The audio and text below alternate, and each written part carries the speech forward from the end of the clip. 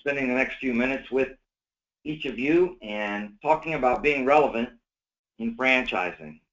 As we all know, we live in a very dynamic world with a lot of change afoot, and in many cases it is disrupting our traditional planning and strategies, and we're certainly seeing that in the franchise sector.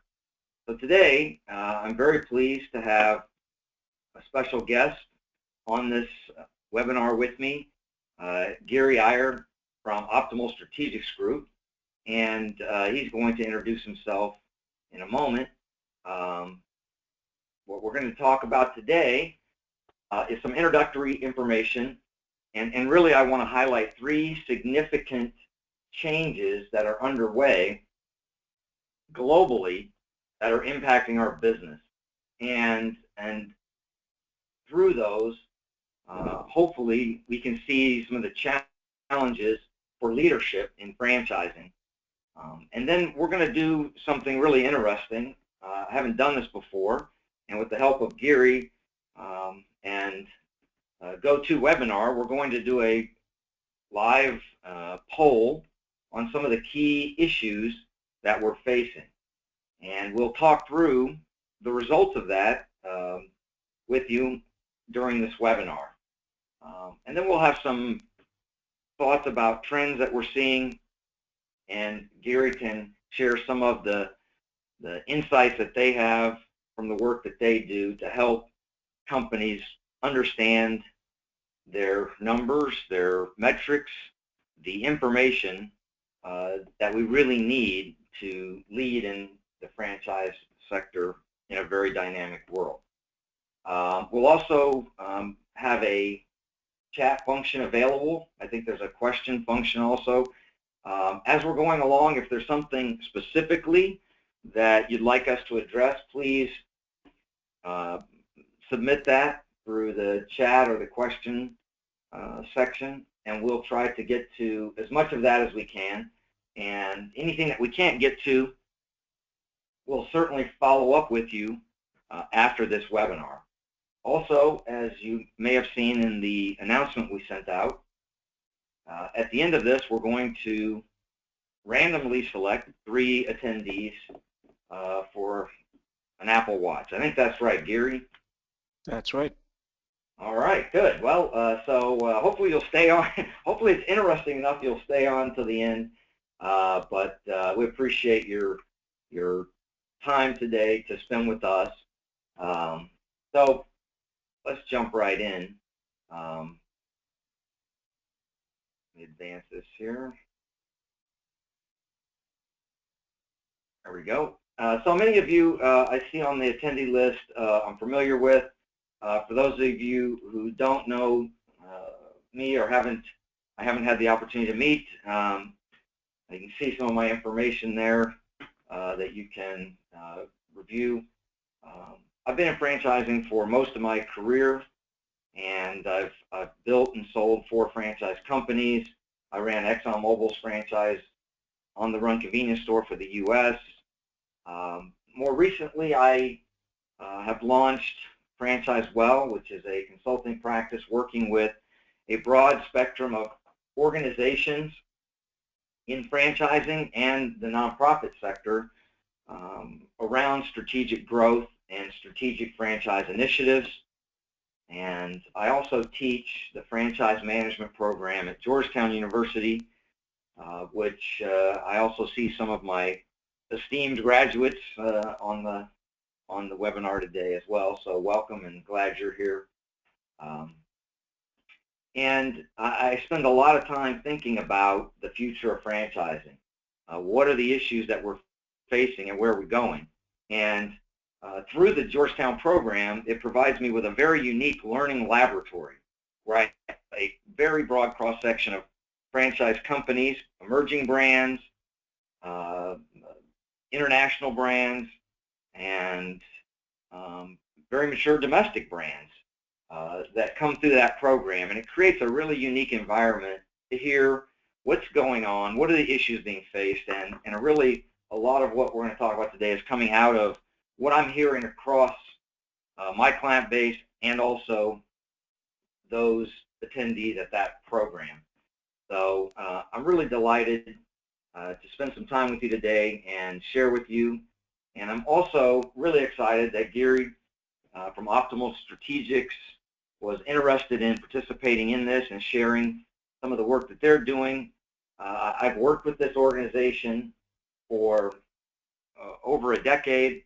As a matter of fact, the CEO, Dr. Sukumar, was my marketing professor in my executive MBA program at the University of Houston.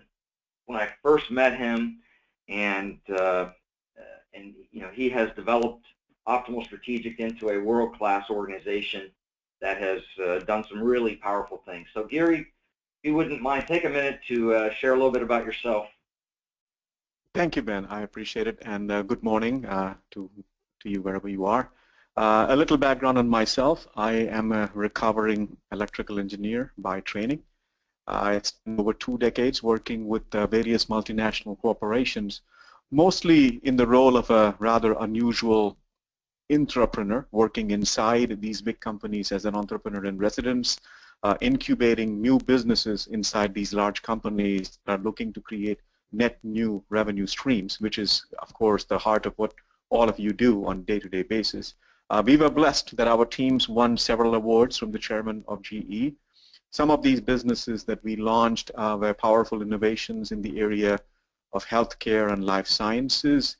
Some of them were in the energy sector, some of them were in the retail sector, but all of them had a common analytical chassis, if you will. All of them had a common theme around analytics. I joined OSG last year, and what we are excited about is to launch for the retail community a powerful behavioral analytics platform called CAVI, C-A-V-I-I. It is powered by IBM Watson, which takes the retail world, which has always been on the cutting edge, into the world of cognitive computing, truly helping us understand what our customers want, what they need, how important is it to them. And it is also powered by a proprietary technology that OSG has owned for a long time, which is AceMap, which is prioritizing and classifying the most important benefits that a consumer will choose. So that is the heart of what we do. We are working with many customers in retail today, and I'm really looking forward to this dialogue with this August gathering. Ben, back to you. Great, thank you, Gary, and thank you for being here. I look forward to hearing more from you as we move through this. So why are we here? I hope that as we get started today, what's led you to choose to participate is the fact that we're all being forced to change. Some of us like it more than others. Some of us adapt to it more than others, but certainly as Albert Einstein shared so many years ago, you know, from his perspective, the measure of intelligence is the ability to change. Not an easy thing to do. If you read the quote there from Mark Sanborn, it's not a matter of whether we're going to have to change, but really at the end of the day, for many of us, it's whether we have the ability to do it faster than our competition, our customers, or other business. Whatever the stakeholders are in your organization, how will you make the assessment of when to change and how to change? What inputs will you take, and how confident will you be in the direction that you go? And I think these are some of the things that are really paralyzing many organizations, not just in franchising, but across the globe.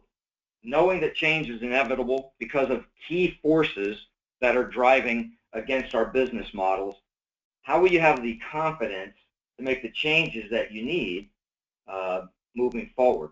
And so that's what I want to talk about in the next few minutes are 3 significant changes that are underway in our world that are forcing us to change maybe more quickly than we would have liked to otherwise. So the first that I want to talk about is this shifting population and demographics. If you look at this research by Deloitte, you'll see that almost 2 billion more consumers will join the global middle class by 2030. Ben, one Now, I second. don't know if Ben, 1 second. Can we just check with the audience? Are you able to see the slides? Can somebody chat with us? I think they're getting a couple of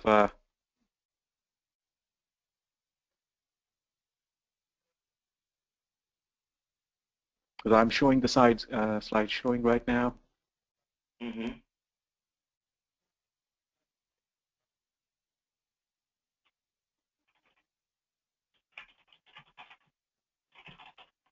Yes, okay, I think they're all good. Yes, Okay. thank you.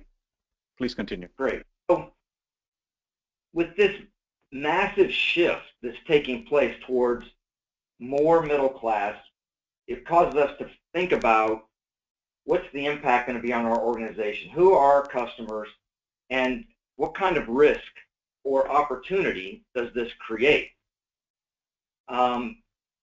In emerging markets and developing countries, this shift will be even more dramatic. So those of you that have global operations or global aspirations, this is something to be critically aware of and have your radar out on. As this shift is taking place, we're also seeing growth globally slowing and could actually reverse in many areas, including the U.S.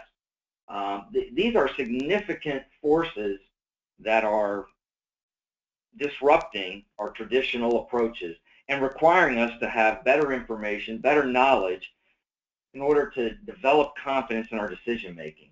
This demographic shift, I would also add, is being compounded by the emergence of the millennials. Those 20 to 35-year-old roughly, you know, in the U.S. that's 90 million. I mean, it's certainly 25% of our population, and they maybe not intentionally, but certainly are a disruptive force. They're fundamentally changing the face of retail, the face of consumerism, by their thoughts, their processes, certainly their buying habits. Right now, the biggest shift that they're dealing with is moving into the workforce. And many of them are lagging moving into the workforce because it doesn't appeal to them like it might have to the baby boomer generation. They would rather not work than work in a position where they don't feel it makes a difference, or in an environment where they don't feel respected as adults. And these are significant factors that are causing disruption in many of our business models today. So we see this large tidal wave, if you will, of consumers moving into middle class, which again could be a significant risk for many business models, but for most it's going to be a significant opportunity if the change made is commensurate.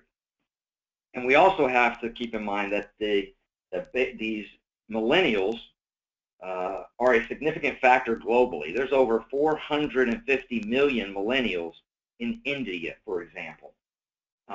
Most recent research says 20 to 35-year-olds are the largest population on the planet as we speak.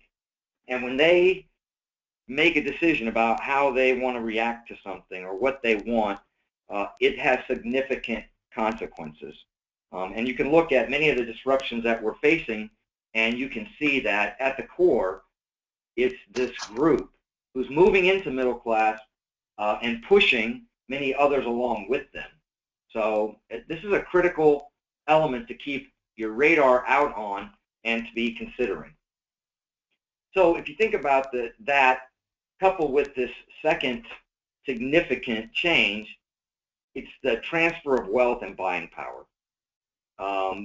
This is really, if you look at the different research on this, you'll see that there are literally tens of trillions of dollars that are going to be transferred from businesses, parents, and families into the hands of this new shifting market. And again, this is going to change a lot of different industry segments. Think about banking, for example, and you can see the quote here is from from a bank who's very, very concerned about how we're going to provide services in the future to this population, to these shifts, to this global community. It is a significant understanding that we have to have. It's definitely another area where franchising has to keep its radar out and be aware of what's happening. Many of the segments where we've sold franchises in the past are diminishing. Less and less boomers, as they age, are moving into franchising. And where are we going to get those new franchisees from? Certainly it seems likely it'll come from the ranks of the millennials, and not just at the older age. Many would love to avoid going into the workplace by owning their own business. But many of us have to ask the question, is our franchise relative, or is it relevant to this population? Do they understand our model, and are they attracted to it? Andrew Terry, a researcher in Australia, recently published an article around the relevance of franchising to millennials.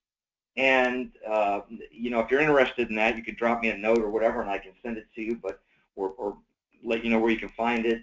But he goes on and really talks about how they see the franchise world, and in many cases it doesn't appeal to them because it seems like a list of do's and don'ts, and we talk a lot about what you can't do, and what they want to hear is what they can do. How can I change my life? How can I improve my financial result? How can I represent this brand locally?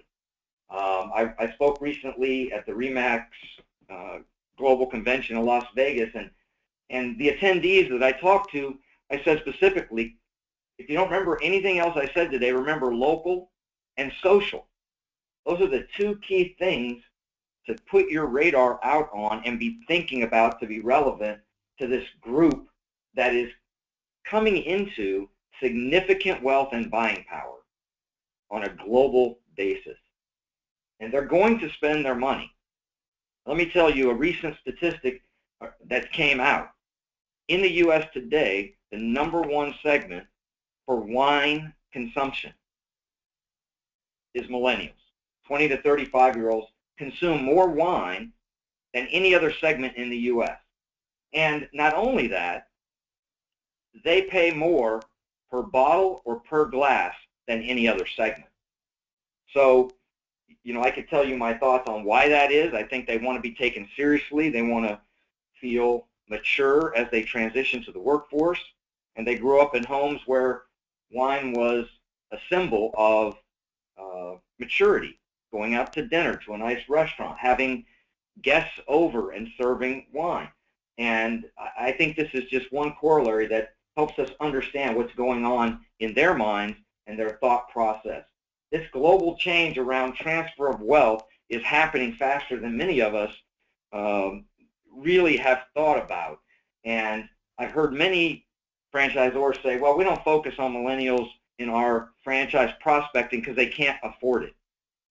Well, I can assure you that that is not correct.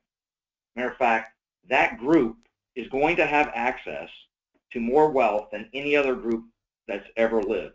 So this is something that we need to keep our eyes out on and stay focused on, because it is going to, if it hasn't already, have significant impact on your business model.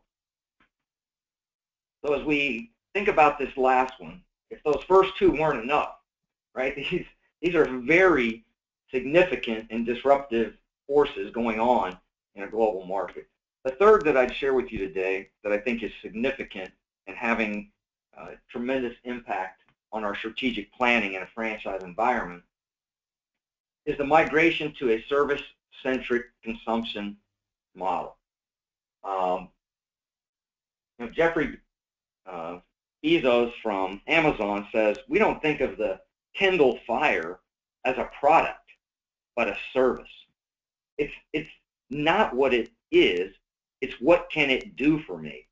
And I think many of us in franchising have to re-examine our strategic plans about who we are and what we offer, and begin to think of how to shift our thinking away from transaction to benefits. We're not, in many cases, tracking the right metrics to drive our business. Many franchise organizations are very focused on transactional data. How many of this, and how many customers, and how many sales, and how many widgets, and those types of metrics. And what's really going to define companies of the future that are relevant to these shifting populations is impact, social impact, not just in community, but personally. What does it do for me? My son is a millennial, and when he asked me recently about getting the oil change in the car, I told him to take it to a franchise brand where I have an account. And he said that he didn't feel comfortable taking it there because they didn't handle the oil in an ecological fashion. And I said, well, so you're going to take it somewhere else and pay for it yourself so that you feel better about it? And he said, absolutely. I asked him where he was going to take it. He said that his network had told him about a place that repurposes the oil into biofuel and shares it with local farmers who grow organic crops for underprivileged people in the community. He didn't know where this shop was. He had no idea what they were going to charge him to change his oil or how long it might take. Now, that scenario represents a paradigm shift for many companies who are spending more and more in traditional marketing and getting less and less results. Yet, in the punch of a couple buttons, he was able to go to his network and get an answer to his question. Where can I get my oil change where it makes a difference? To him, it was about the benefits he was getting, not about the exchange, not about the transaction, not about the price. And that's not a problem a lot of us are faced with today. A lot of us are faced with how are we relevant, and we're focusing on promotion and price, and we're losing the battle. Consumers have more power than ever, and they're reshaping business imperatives around what is the benefit I'm going to gain by my interaction with you. And to some extent, how am I even going to find you? Wouldn't it be great if your customers found you and you didn't have to spend exorbitant sums to find them? This shop he took his car to didn't spend any money to get his attention. He was simply led to them by this powerful force that is akin to the portion of an iceberg that's under the surface. So these are significant things that are happening in our world. These three changes, these fundamental shifts on our global economy and society are disrupting our traditional strategic planning and focuses not only on franchising, but in a number of other areas, if not all other areas. So the question that I would have, and the question that I deal with many of my clients and in our courses at Georgetown, is how will you respond? What inputs will you use? How will you make the critical decisions around the change that's necessary for your brand to be relevant given these significant shifts? So the first thing I'll offer up, and then we're going to get to the poll to get your feedback, is we have to change our mindset to embrace global change. It's not a matter of whether we like it or not, or we think it's going to happen. I will tell you that the train has left the station, that these three forces are underway and are impacting businesses every day now. Many of us just haven't accepted it. We're certainly not embracing it. What it will take to embrace global change is metanoia. Metanoia is a Greek word that means shift of mind.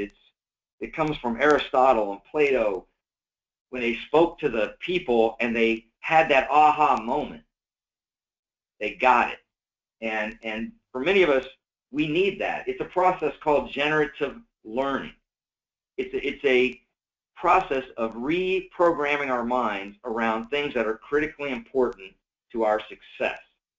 And this is something our minds are very capable of doing, but not intuitive, meaning that we like to find a place of comfort and then stay there as long as possible. And we will resist change to our own detriment, quite frankly.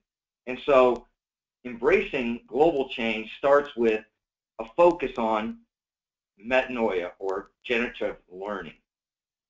These three elements that I've highlighted, one way to do that is to begin to put your radar out, program into your mind and into your teams and into your business that we need to be aware of these and monitoring them. We need to be reading about them and researching them. We need to be understanding how they're impacting other businesses and other franchises to understand how they might impact us. At the end of the day, what it really means is you may need to find new inputs of information. What are the inputs that you have today? Where are you getting that information? And do you trust the sources? For many of you, the information that you're using is like looking in the rearview mirror. It's all lagging indicators of your own information, maybe of industry information. But how could you gather information that gives you better insight into what the future might look like? That is a critically important thing to be thinking about. And those new inputs could help make the difference in how confident you are in the changes that you need to make. So, with that being said, I think it's important for us to get engaged. And Gary's going to take through a 5-question poll, and I'll let him talk you through how this is going to work, but it's going to give you an opportunity now to participate, share your thoughts, and for us to think about the results. So Gary, let's go to the polls. Thank you, Ben. How are you? So here we go. Question number 1 for the team. I'm going to read it out for you. What is your number 1 worry as a franchisor in 2016? And you have to pick 1 out of 5 options. Option 1 is the co-employment pressures coming from the American Labor Board in Washington, D.C. Option 2 is rising minimum wages in the marketplace. Option 3 is increased competition from new players entering the market. Option 4, which I think Ben alluded to so well so far, is winning consumer mindshare wars in the marketplace. Option 5 is other worries. Now what you have to do is think about it for the next 5-10 seconds, and I will be closing the poll with a countdown. If you're not a franchisor, then just respond based on franchisors you work with or knowledge you have of franchising from a franchisor perspective. Okay, so here we go. We are closing in 5, 4, 3, 2, 1. And here are the results. So Ben, I'll have you comment on it first. Go ahead. All right, I'm watching. I'm not seeing the results yet. It says poll in progress. I'm going to call the host in for a second. Geeta, are you able to see? I'm able to see the results of this poll. How am I sharing it? Ah, there we go. Here we go.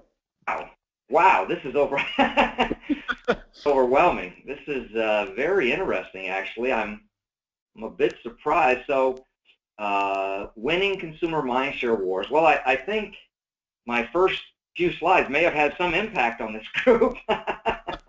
I would agree with the group that if you lose it there, I mean, the others might not really have that much impact on your business. You know, when I was at the International Franchise Association annual convention a week or so ago, wow, we heard a ton on joint employer Matter of fact, we heard from significant leaders across the board about how that was the critical issue that was going to face franchising and could impact it. But clearly, that's not what is driving many of your concerns about relevance in the future. I certainly expect most of you have some concerns about what's happening, but at the end of the day, if we don't figure out a way to change and intercept the customer of the future, I think the impact of those other two might be fairly minimal. What are your thoughts, Gary? Yeah, look, I agree with you, Ben. I think I think the team has spoken overwhelmingly here. I think while the other regulatory pressures and legislative pressures are there, and yes, new competition is out there, I totally agree with what the poll results are indicating here, that if you don't take care of the customers you have, if you don't take care of them when they have so many choices available to them in the marketplace, particularly understanding the social aspects of what they need to go do, then I think it will be a difficult year for the business. So I appreciate the team's feedback on this. I'm going to go ahead and hide that result, and that was very, very interesting. I'm going to start a second question for the team, which is oftentimes once you talk about your number one worry, the second question that I want to now engage the team in is, what is your number one revenue generating priority for the year? So we understand this is a pretty heterogeneous group of folks on the phone. Many of you consult with many franchisees. Many of you consult with many franchisors and are business advisors and consultants. So we would love to get your perspective on one of the following 5 options. Option number 1, recruiting net new franchisees into the year, which is another way of saying building the franchisee network for an existing franchisor. Number 2, making existing franchisees even more successful, which is on putting most of your focus on number 2, which is getting the existing business owners who have reposed faith in a particular brand and a particular franchisor to be more successful. The question number 3, the option 3, is fundamentally amplifying the thought that I just had, which is this helping the franchisees about reinforcing or changing the brand of the franchise? So just to make this interactive for you, the recent change by McDonald's saying, yep, you don't have to not expect breakfast after 10:30. You change the brand perception in the marketplace and you said hash browns are available after 10:30 a.m. and the results were there for all to see. So that was a very deliberate effort to change the brand image of the franchise. So that's option 3. Option 4, differentiating the franchise brand vis-a-vis the competition. And I think Ben spoke so eloquently about it, which is some of them are going down the path of being environmentally friendly offerings, or healthier food franchises, or recycling, or doing social good, or being more charitable. So that is certainly ideas, or just brand new products or brand new service innovations. So all of these are differentiating the franchise brand versus the competition. And then, of course, option 5 is other priorities. So we would love to know what you guys think about this. I'm sure you have exercised your opinion on this. I'll be closing the poll in 5, 4, 3, 2, 1.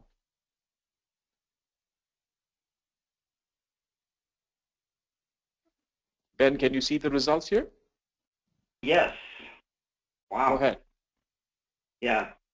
53% making existing franchisees even more successful. That's interesting. That speaks to the leverage that many of you understand in the franchise model. That if you have 200 franchisees and they all are 5% better, that helps you with the brand. That helps you with recruiting new franchisees. That helps you with differentiating yourself. Again, it's amazing to me to see how intuitive, how thoughtful this group is about the choices that you're making. And so when you think about making existing franchisees even more successful, what are the key inputs that you need to understand where the gaps are in their model? Again, providing support to a franchise system is evolving. What kind of support do they really need? And if we're looking out the rearview mirror, we might not be providing the support that's going to take us to that next level. How can we start looking out the front window and providing them with deeper, more impactful levels of service and support that are going to generate the returns that you're looking for, and probably more importantly, ensure that your brand is relevant going forward? Your Yeah, thoughts, Ben, Gary?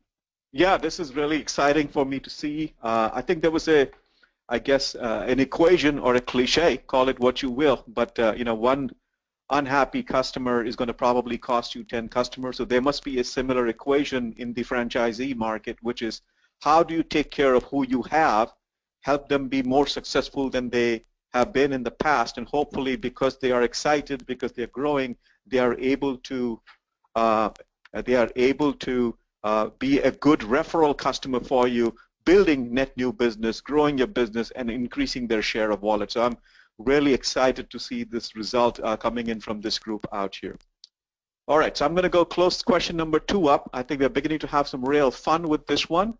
Let us go launch question number 3, which is, now that you have decided what your priorities are, what do you see as your number 1 objective in 2016 in order to grow revenues and profits?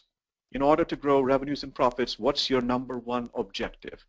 Is it introducing new products and services to our franchisees to sell? Or is it improving the marketing campaign that reinforces the brand image? Is it launching customer loyalty campaigns to secure quality referrals?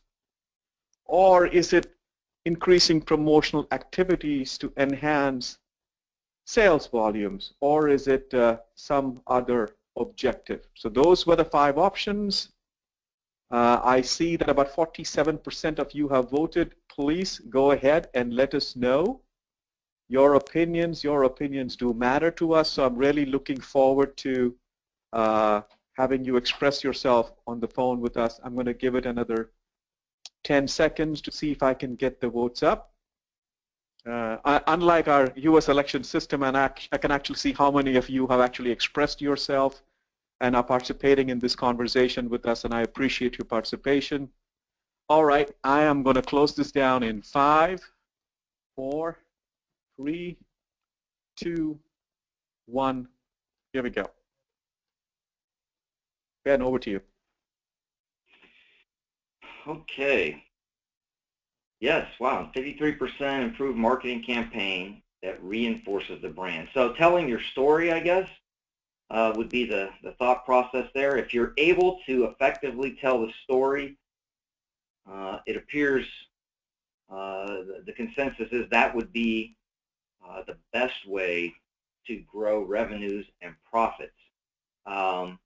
It's interesting that there were absolutely no votes for new products or services to our franchisees to sell.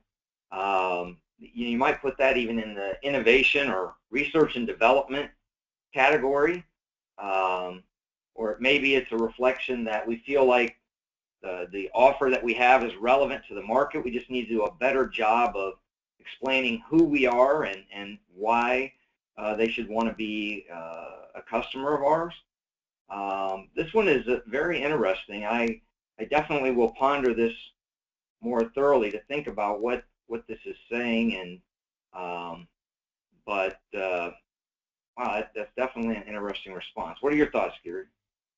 Yeah, so Ben, I echo your sentiments. A couple of things that jump out to me right away is if you combine the marketing campaign for brand and the promotional activities to enhance sales volume, I think what our team is telling us is 80% of their 80% of them actually believe that the number 1 objective is promotional activities and marketing to get net new customers. So the question I ponder, And I think when we open up for the chat questions and stuff like that, I would love to understand, is there a message that is being sent around, A, sell what we have, which may be not introducing new products, and basically just marketing and promoting aggressively the products and services that they have?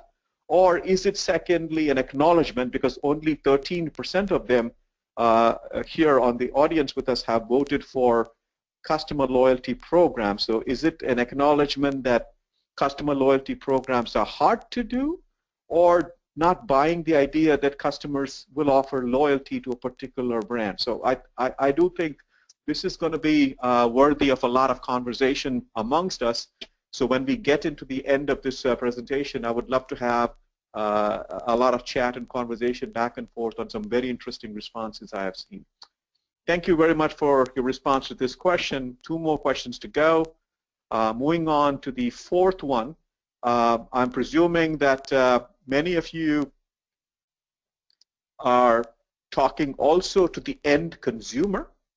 Many of these franchise models are a B2B2C model, which is from a franchisor to a franchisee to the end customer who is buying. The question really is about what is the #1 complaint if you actually speak to somebody on the street, if you actually speak to the end customer about your franchises, what is the complaint you hear? Is it franchisees, that is local franchisees in the same metropolitan area, don't honor coupon of another local franchisee, saying this is my business, I'm not going to honor the coupon, even though the same guy, you know, I may have a Dunkin' Donut and the other guy 10 miles away also has a Dunkin' Donut. Is that #1? That's option 1.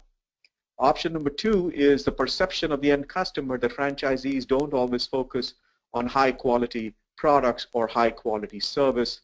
Are they emphasizing speedy service more than quality product delivery or quality service delivery? That's really option number 2. Question number 3 is franchisees trying to oversell the customers, overselling versus upselling, I guess, if you have an opportunity to sell them more services, and are they overselling and lose trust in the market? That's option number 3. Option number 4 is really franchisees prioritizing their revenues over customer satisfaction. That's option number 4. And option number 5 is other complaints.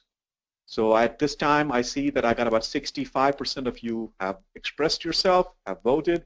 I would love to wait another 10 seconds to see if you can get a couple more of you to please respond to this poll in front of you. And I'd love to close this poll in another 10 seconds. So for those of you who haven't yet voted, please go ahead and let us know which one of these 5, the #1 complaint from end customers regarding franchisors and franchisees and the products and services. And I'll go ahead and close this up in 5, 4, 3, 2, 1. Okay.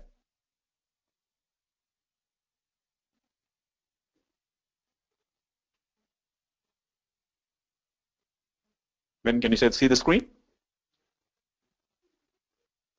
Yes, I got it. Sorry, I had you on mute there for a second. No, this is insightful. I think that this is, as we see there, franchisees prioritize revenues over customer satisfaction. I think that speaks to the communication dilemma that many of us in franchising are facing in how to more effectively communicate some of these changes that are afoot, some of these shifts that are taking place, to help franchisees understand that they have to move with the brand. You know, franchisees are inextricably tied to the franchisor's brand. And when the franchisor identifies shifts in the market, then how do you effectively communicate that to your network such that they're embracing the change that's necessary to be relevant in the future? That notwithstanding, you know, the franchisee at the local level is going to look to maximize their own value, which is certainly understandable. So it takes quite a bit of research and sharing of information to engage franchisees in making a shift. in a model. So I think that's really insightful, and I think it is important, and I think it causes us to think, how are we communicating strategically? And I think that ties really to the second one, where franchisees don't focus on high-quality products and services. That could be two things in my mind. One is that the franchisees really aren't in their numbers. They don't have access to system-wide data that convinces them how to shift their focus to the high-quality products and services that they have available within the concept. Or two, that the franchisees don't see the value, meaning they haven't made the transition from the transactional approach to the benefits-led approach. So some really good insights. I'd really like to know the 19% other complaints. If any of you out there could, just in the chat line, put in, why it was something other than the 4 that are up there. I really think that would be insightful to know what some of those other complaints are that we didn't catch in this. Gary? No, I think you said it all. I think the 19% is very intriguing. So I do find the 19% is very attractive. I do feel like the franchisees don't focus on high quality products and services, maybe because they are focused on the high throughput aspect of franchising. So it's certainly worth a dialogue as we understand what the other complaints are. I did expect at least 10% response to the coupon of other franchisee. That's one issue that we saw as statistically significant. I'm actually amazed with only a 6% number, which is actually great for me to know that franchisees do not really, only 6% of you thought that that is an issue. So that is a wonderful validation of the success of the franchising model. That's good for us to know and something for us to celebrate. So I'm going to go ahead and close this one up and go to the last question of the day. Here we go. And this one is, what trends in retail products and services marketing, which I remember 50% was the number that the team came up with. So what trends are you watching most closely in 2016? And here are your options.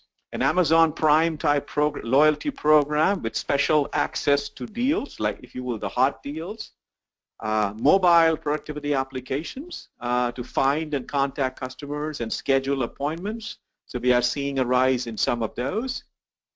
The third one is mobile e-pay applications to e-pay for products on their phone app itself. That's option number 3. Consumer analytics to understand needs and behaviors of our fickle customers. That's number 4. And the 5th option is other retail trends. So those are the 5 options we have. And given that the team mentioned that 53% was focused on retail marketing and 27% was in promotion, I would love to have the team respond to this one to see where do you think the trends are in order to steal market share from each other. Is it an Amazon Prime-like program? Is it a mobile app for scheduling and appointment making? Is it a mobile pay app that makes it easy for them to get their invoices and payment? Or is it consumer analytics? I see that about 76% of you have voted, so I would love to give it another 10-15 seconds. Those of you who are still thinking, I'd love to give you 10 more seconds, please. Please go ahead and let us know what you're thinking. All right, I'll go close this up in 5, 4, 3, 2. Thank you so much for voting. And here are the results. Ben. Wow, yeah, overwhelming. You know, I think this correlates back to, you know, one of the first questions around, you know, being relevant to customers, and it's clearly important to better understand their needs and behaviors, but I think this says here that that's certainly something franchise community wants a better handle on. It is elusive, but it is important to start deliberately focusing on a path that keeps you in tune with what's happening in these major shifts, especially with the population shift. Mobile e-pay apps, I guess, maybe that's passe now. Maybe, I mean, that's just literally taken for granted that you're just going to have it going forward. Amazon Prime certainly is having an impact on retail, and in my opinion, basically is telling those who rely on people to come to their facility are going to have to be more experience-oriented and less transaction-oriented. I think that's critical. The mobile productivity, again, I think that is just an imperative moving forward. We've got to have dynamic websites. We've got to, the millennials are going to find you on their phone or interact with you on their phone more often than they are any other device. So it's critical to keep tabs on that. So yeah, I think this is an insight to the need for better inputs to understand what's happening. Gary? Yeah, look, I think selfishly from our perspective, we are extremely humbled to see this validation, because that is the software platform that I have built at OSG to fundamentally serve the needs of the retail market. The retail industry has always been very consumer focused, always trying to figure out what is the next new thing that consumers are looking for. So I am not surprised to see one more time the retail industry talk about, despite all the noise about the other stuff that we discussed earlier in the survey, earlier in the poll, it comes down to the retail industry is very nose to the ground and focused on truly understanding what their customers' needs are, what their customers' wants are. So thank you for interacting with us. Ben, we have a few more pages, if you will, that we want to walk through. Yes, wow, that was pretty engaging. I haven't done that before, and I think that was very very helpful. So can you go ahead and launch the slides again? Yep. I'm seeing the background, but not the, I don't know if I can or not. Maybe our host can help us get there we go. All right, I'm back on. So a couple of quick thoughts, and then we really would like to hear from you. Be thinking about questions that you have. You could put out in the question function, but after this, I guess, real-time online survey, a couple of thoughts I would share with you is, do you have the information you need? You have to know your numbers. I think this is an imperative going forward based on these critical global shifts that we're seeing. You have to know your numbers. The numbers that you're looking at today may not be giving you the information you need to make the appropriate change that these shifts are requiring. Where are you going to get the information? What inputs? Do you have the right metrics put together? For a number of clients that I work with, we're building scorecards, if you will, that are a collection of KPIs and other data that truly drive the business, that will really focus on the change that needs to take place and build confidence in an organization to make those changes. So I think that data has significant power, so much so that if you think about it, in many cases, in the future, it may be your only clear competitive advantage. The reality is, it's the one thing that you have that no competitor should be able to get a hold of. You can look at what's available out there in the market. You can look at what others are doing. But if you're not gathering the critical internal data that you're amassing, then it's a missed opportunity. Franchise systems are data-rich environments. If you think about every transaction, every day, every location, you're talking about significant interaction. But it's not just about the exchange of goods and services. Who is making these exchanges? Where are they coming from? How far are they coming from? Why are they doing it? What is driving them? This is critical information that we have to start figuring out how to get our hands on and make sure that it's shaping our strategic planning going forward. So in thinking about data, I would encourage you to think about what are the key metrics that drive your success. Not just your financial data, not just your point of sale data, thinking about what are the real insights that's buried in your data that could really help you transform, really give you the confidence you need to make good decisions. Do you have the appropriate tools that you need to make these, or to get this data that can inform your decision making? I think it's critically important. I use this a lot, but I ask the question, who wants to be average? And certainly most people don't immediately answer, because to answer that, you need to know average what? You know, for some of you that know me, you know I'd love to be average height, but that's not going to happen. Or, you know, for many, you'd say, well, I'd like to have an average income.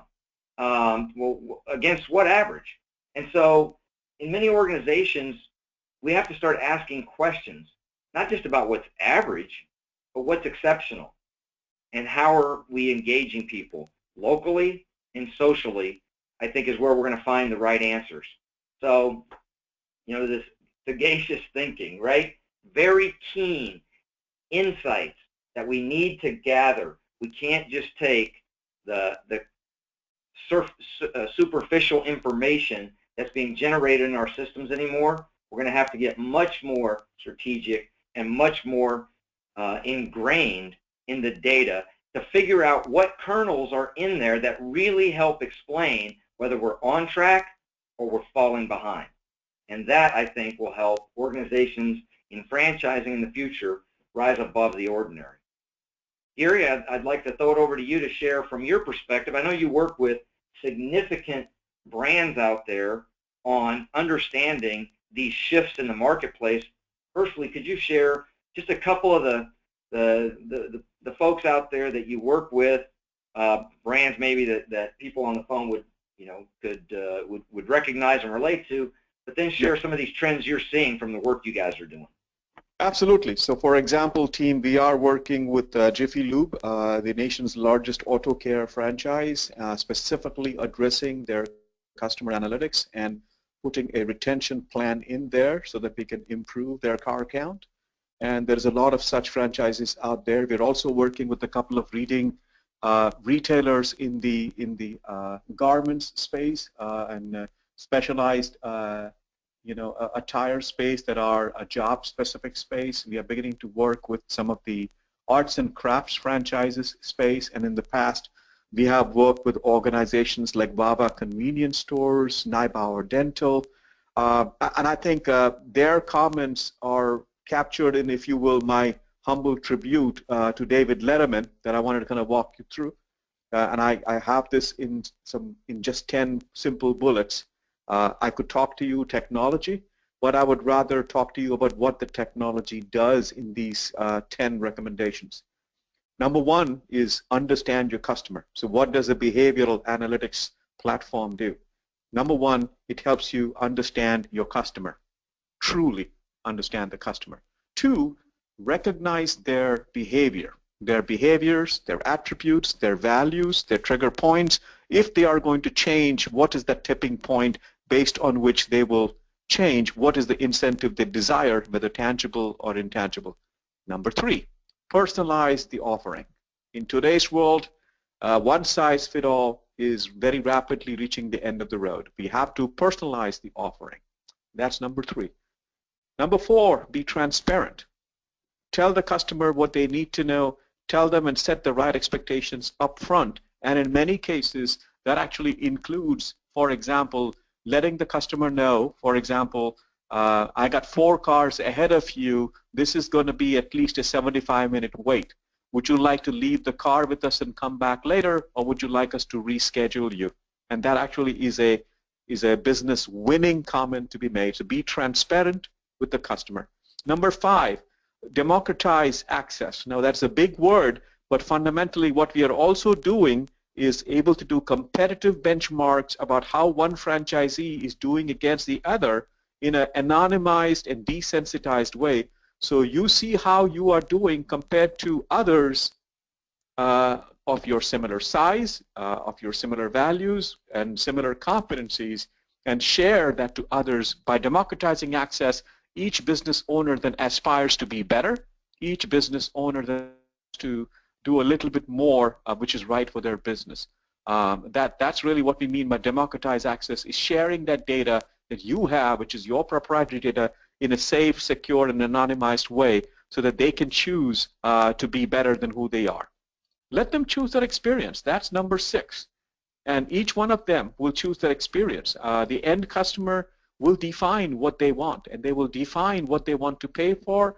They will define their urgency. And when they do that, it logically flows to number 7, which is understand their choice. And some of them will say, I'm going to pay only one price for this, and some will actually say, I will pay you a premium. There is no right or wrong answer. It is to understand their choice and respect the choice the end consumer makes. And that fundamentally lets you earn their trust. Today, most of the franchises I'm working with today are having us design for them trust as a business KPI. What does earning the trust mean? That's fundamentally understanding their choice and having them come back again. When you do that, and you have a group of trusted customers who want to have repeat experiences with you, they will self-organize and create a community that basically stands for itself, demands to be treated the right way, and actually does your marketing for you. That's the power of it. And some of the franchises that we work with, if you will have a Chick-fil-A kind of community that the consumers have passionately created. And number 10, then it's simple. After that, you cultivate the community, you cater to the community. I will leave you with a profound thought from one of the attendees, one of you, who has said, I think franchisees are not well trained in executing programs which are already in place and provided by the franchisors to build their businesses. The message of how to optimize frequently gets lost. It's a very excellent comment by you. I totally respect that, and in working with the many franchises we do, one of the things that we hear about is the reality on the ground in a store, which is moving from order to transaction to customer, is we forget how to make some of these programs relevant in the day-to-day busybody work of taking care of business on a daily perspective. So your point is excellent and very well made. I do believe we are at top of the hour, slightly over. So we have our contact information here for you. Those of you who choose to connect with us, our information for Ben and I are on the phone here with you. I'll turn it over to Ben for some final thoughts, and then we can wrap up this call, and Ben will be in touch with you regarding which one of you folks who attended this webinar with us was the lucky winner of an Apple Watch. Ben, your final thoughts. Thanks, Gary. That was great. I appreciate each of you taking the time to spend with us today and think about some of these important things that are taking place. Certainly look forward to hearing from any of you that feel like we might be able to help going forward. And lastly, I would say, Gary, that I do know, I think you said 3 winners, so I ran a randomizer on the list. Do you want me to tell them who they are? Go ahead. Go ahead, please. All right, good. Well, so Danny Hamlin from Granite Transformations will be in touch with you. That's great. Thank you for joining us today. Jacob Bryan, Pita Pit, thank you for joining us today. And the third one was Amber Gage from Direct Energy. So thank you very much for joining us. We're going to be in touch with you about those. We'll make this available, this presentation, to those of you that are interested. We've also recorded this in case there is an opportunity to share it with others as well. Thank you for your questions. I think we've addressed most. I think there's one more that we'll go ahead and address there. But thank you for your time. We look forward to hearing from you, and we hope this has been helpful for you. Thank you so much.